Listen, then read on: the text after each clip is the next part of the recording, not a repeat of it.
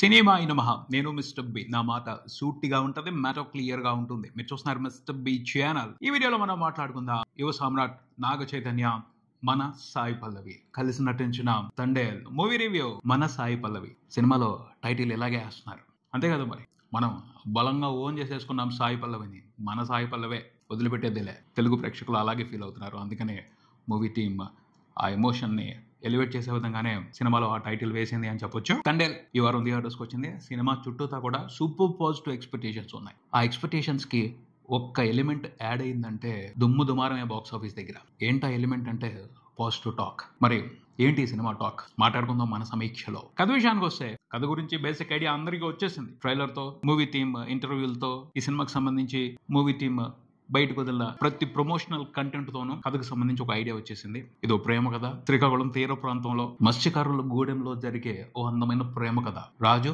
బుజ్జి తల్లి, వీళ్ళిద్దరు ప్రేమ కథ. ఆ అమ్మాయి పేరు నిజంగా బుజ్జి తల్లి కాదు, రాజు ప్రేమగా బుజ్జి తల్లి అని పిలుచుకుంటాడు. ఆ అమ్మాయి అసలు పేరు సత్య. పోతే ఈ కథలో ప్యూర్ గా లవ్ స్టోరీ మాత్రమే లేదు, ఒక జీవన పోరాటం ఉంది. కాకపోతే మేజర్ గా హైలైట్ అయ్యేది మాత్రం ప్రేమ కథే.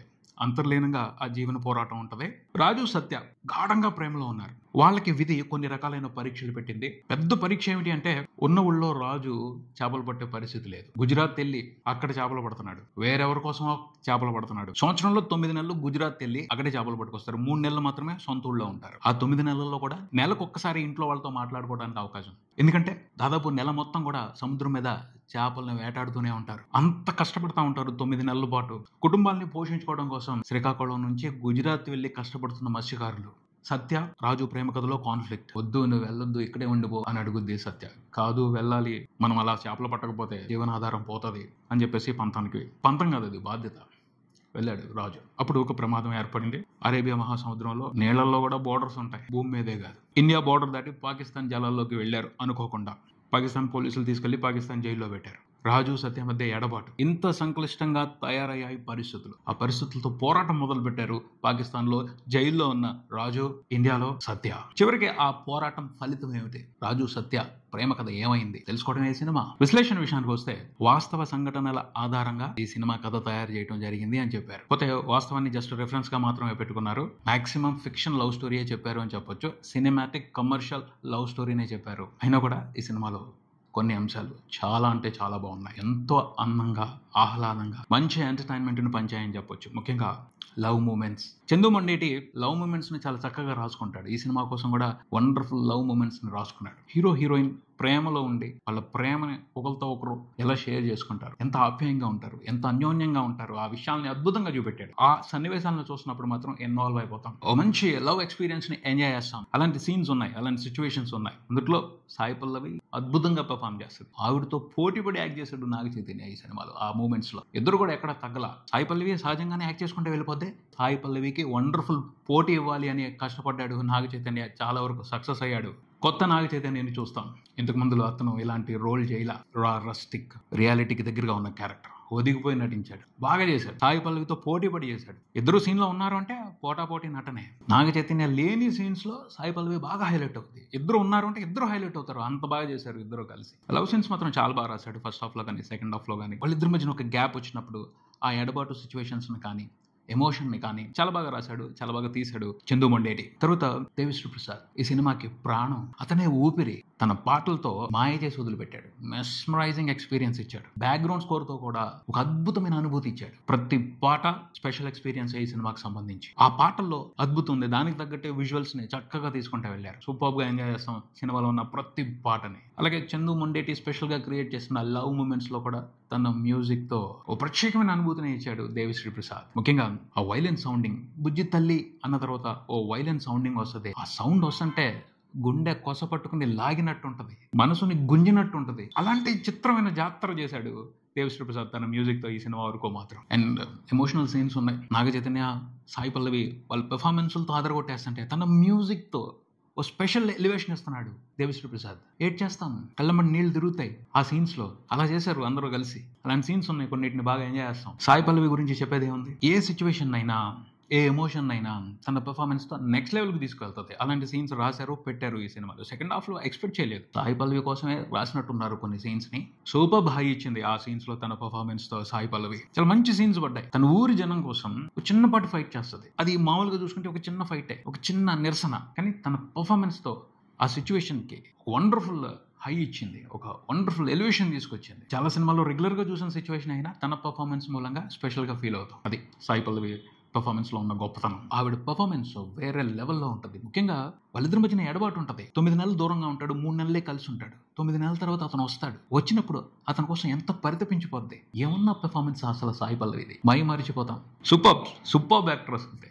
మేజర్గా అయితే ఇవి ఈ సినిమాకి highlights. Sai Pallavi performance, Naga Chaitanya performance, love moments and Devi Sri Prasad music. ఇవన్నీ కూడా మనం ఎక్స్పెక్ట్ చేసాం. ట్రైలర్ చూసి, పాటలు విని, మిగతా ప్రమోషనల్ కంటెంట్ చూసి మనం ఎక్స్పెక్ట్ చేసినంత వరకు మాత్రమే ఉంది. మన ఎక్స్పెక్టేషన్స్ కి మించి ఈ సినిమాలో ఎంటర్టైన్మెంట్ లేదు, కానీ స్కోప్ ఉంది. ఎక్స్పెక్టేషన్స్ కి మించి ప్రత్యేకమైన అనుభూతి ఇవ్వాల్సిన స్కోప్ ఉంది ఈ కథలో, ఇవ్వలేదు.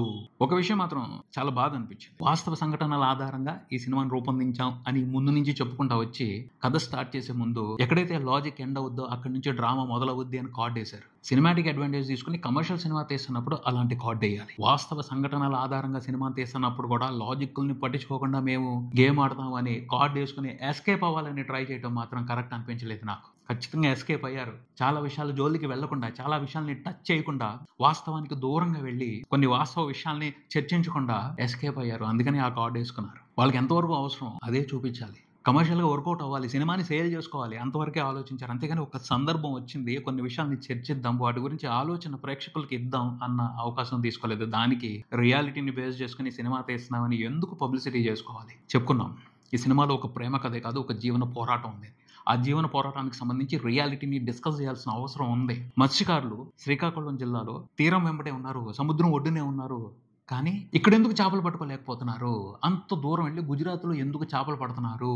ఆ పరిస్థితి ఎందుకు వచ్చింది వాళ్ళకి? గుజరాత్ వెళ్ళే కాదు, చాలా తీర ప్రాంతాలకే శ్రీకాకుళం నుంచే మత్స్యకారులు వలస వెళ్ళి అక్కడ సెటిల్ అయి అక్కడ చేపలు పట్టుకుంటున్నారు. ఏమైంది ఉత్తరాంధ్ర తీరానికి? అక్కడ ఎందుకు చేపలు వాళ్ళు దండిగా పట్టుకోలేకపోతున్నారు? దీని గురించి డిస్కషన్ లేదు. డిస్కషన్ రానివ్వకుండా చక్కగా తప్పించుకున్నారు. తర్వాత వేటకెళ్ళటం అనేది ప్రమాదం కాదు, అదొక జీవన సంస్కృతి, తరతరాలుగా వస్తున్న జీవన ఆధారం. వాళ్ళు ఉన్న చోటే పుష్కలంగా చేపలు పట్టుకునే అవకాశం ఉంటే వాళ్ళు ఎక్కడికెక్కడికో వలస వెళ్లాల్సిన అవసరం ఉండదు. దాని గురించి సినిమాలో ఎక్కడా డిస్కస్ చేయాల. వేట అనేది ప్రమాదం, దాంట్లో అనుకోకుండా కొన్నిసార్లు మనుషులు చనిపోతారు. దీన్ని భూతద్దంలో పెట్టి డేంజర్లో చూపెట్టారు. మత్స్యకారులు దానికి ఎప్పుడూ భయపడరు. దానికి వేరే రకమైన రీజన్స్ ఉంటాయి. వాళ్ళు ఎందుకు ఆ లైఫ్ని అలా లీడ్ చేస్తున్నారు అనే దానికి సంబంధించి వాళ్ళ కారణాలు వాళ్ళకు ఉంటాయి. వాటి గురించి సరిగ్గా డిస్కస్ చేయలేదు. వాస్తవాల జోలికి వెళ్ళలేదు సరిగ్గా. వాళ్ళకి అవసరమైన లవ్ ఎమోషన్స్ని, కమర్షియల్గా సేల్ అయిపోయే అంశాలని మాత్రమే పట్టుకున్నారు. వాటితోనే సినిమాని సేల్ చేసుకునే ప్రయత్నం చేశారు. తర్వాత ఇంకొక విషయం ఉంది, జాతి అన్న వర్డ్ని వాడారు, కానీ దానికి సంబంధించి ప్రాపర్ డిస్కషన్ లేదు. జాతిని తక్కువ చేసి చూస్తున్నారు అన్న విషయాన్ని జస్ట్ మెన్షన్ చేసి హీరోని హైలైట్ గా చూపించి, హీరోకి తిరుగులేదు, ఏ విషయాన్నైనా అతను ఎదుర్కొంటాడు, అన్యాయాన్ని సహించడు అని హీరోని హైలైట్ చేసి మత్స్యకారుల ప్రాబ్లమ్స్ ని ప్రాపర్ గా డిస్కషన్ లోకి రాకుండా చేశారు సినిమాలో. చాలా సినిమాల్లో జరిగేది ఇదే. వాస్తవాలని డిస్కషన్ లోకి రానివ్వరు. అవకాశం ఉన్నా కూడా అంతా బాగానే జరుగుతుంది. ఒక హీరో ఉంటే ఏ జాతి అయినా సరే తిరుగు లేకుండా ఉంటుంది, వాళ్ళకి ప్రాబ్లమ్స్ ఏమి ఉండవు అన్నట్టుగా మసిపూసి మారేడుగా చేస్తారు. వాస్తవాన్ని డిస్కస్ చేయరు. రియల్ ఇన్సిడెంట్స్ని బేస్ చేసుకున్నప్పుడు అన్నీ కాకపోయినా కొన్ని విషయాలనైనా చర్చిస్తే వాళ్ళకి ఆసరా అవుతుంది. ఆ అవకాశం తీసుకోం. సేల్ అవ్వడానికి ఎంతవరకు అవసరమో ఆ కంటెంట్ మాత్రమే తీసుకుంటాం. తర్వాత ఈ మత్స్యకారులు అనుకోకుండా పాకిస్తాన్ వాళ్ళగా దొరికారు. అక్కడ సిచ్యువేషన్స్ ఏవైతే ఉన్నాయో ఈ సినిమాలో చూపించినవి అవన్నీ కూడా కంప్లీట్ ఆర్టిఫిషియల్గా ఉన్నాయి, సినిమాటిక్గా ఉన్నాయి. యాక్చువల్గా ఎలా ఫీల్ అవ్వాలంటే, రియాలిటీ బేస్గా తీశారు సినిమా అని అనుకున్నప్పుడు, అరే వీళ్ళు దొరికారే ఏమైపోద్దో అన్న టెన్షన్ రావాలి. మనకి ఎక్కడ కూడా టెన్షన్ రాదు, ఎందుకంటే హీరో రెబల్గా ఉన్నాడు. ఎట్టి పరిస్థితుల్లో వాళ్ళని ఏదైనా చేసి వేడి తీసుకొచ్చేస్తాడు అన్న ఫీలింగ్ మొదల నుంచే ఉంటుంది. సో మనం టెన్షన్ అనిపించదు వాళ్ళకి పాపం దొరికారే అని. నిజంగా వాస్తవంగా పరిస్థితులు అలా ఉండవు. ఈ సినిమాలో హీరో అతని గ్రూప్ పాకిస్తాన్ జైల్లో ఉన్నట్టు ఉండవు. అక్కడ ఉన్న పరిస్థితుల్ని సరిగ్గా రీసెర్చ్ చేయకుండానే సినిమాటిక్ అడ్వాంటేజ్ తీసుకుని చూపెట్టారు. ఇంకెందుకు, వాస్తవాలని ఆధారంగా చేసుకుని సినిమా తీసామని చెప్పడం ఎస్కేపిజం, తప్పించుకుంటారు అంతే. జస్ట్ ఒక చిన్న ఎమోషన్ కావాలి సినిమాని అమ్ముకోవడానికి, అదే చేశారు అనిపించింది నాకైతే. ఖచ్చితంగా సేల్ అయిపోద్ది సినిమా. సేల్ అవ్వడానికి అవసరమైన ఎలిమెంట్స్ అన్ని ఉన్నాయి ఈ సినిమాలో. సాయి పల్లవి పర్ఫార్మెన్స్ ఉంది, మంచి పాటలు ఉన్నాయి, నాగ చైతన్య బాగా పర్ఫార్మ్ చేశాడు, లవ్ మూమెంట్స్ బాగున్నాయి. కానీ వాస్తవాన్ని మాత్రం డిస్కస్ చేయాలి. అవకాశం ఉన్నా డిస్కస్ చేయాలా. సో రియాలిటీ బేస్గా సినిమాలు తీస్తామని గర్వంగా గొప్పగా అయితే చెప్పుకోకూడదు కూడా. వాస్తవ పరిస్థితుల్ని, నిజంగా మత్స్యకారులు బాధల్ని, వాళ్ళ జీవన వేదనని ఈ సినిమా డిస్కస్ చేయలేదు. నేను ఎక్స్పెక్ట్ చేశా, అందుకని బాధగా ఉంది. ఒక మంచి బ్యాక్ డ్రాప్ తీసుకున్నారు, వాస్తవ సంఘటనల ఆధారంగా కథ చెప్తున్నాను అంటున్నారు, చాలా ఉన్నాయి వాళ్ళ గురించి మాట్లాడాల్సినవి, వాళ్ళ గురించి ప్రపంచం తెలుసుకోవాల్సినవి, అవన్నీ డిస్కస్ చేస్తారు అనుకున్నాను. అందుకని కొంచెం ఫీల్ అయ్యాను. నేను సినిమాని ఎంజాయ్ చేశాను. ఓకే, కమర్షియల్ గా చూసుకుంటే సేల్ అయిపోయే సినిమా, ఓకే బాగానే ఉంది అనిపించింది. కానీ ఈ పాయింట్స్ ని ఎందుకు డిస్కస్ చేయలేదు అని నేనైతే మాత్రం బాగా హట్ అయ్యా. ఎందుకు హట్ అయ్యాను అంటే, సమానత్వం లేదు సొసైటీలో. చాలా విషయాల కారణంగా ధనవంతులు ధనవంతులుగానే మిగిలిపోతున్నారు, పేదవాళ్ళు పేదవాళ్ళుగానే మిగిలిపోతున్నారు. కారణం ఏమిటి అంటే మభ్యపడుతున్నారు. రాజకీయాల్లోనూ ప్రజల్ని మభ్యపడుతున్నారు, ఇలా సినిమాల్లో వాస్తవాలు చూపించడానికి సంబంధించి కూడా మభ్యపడుతున్నారు. ఇంకా వాళ్ళకి తెలియట్లేదు, వాళ్ళు అలాగే ఉండిపోతున్నారు.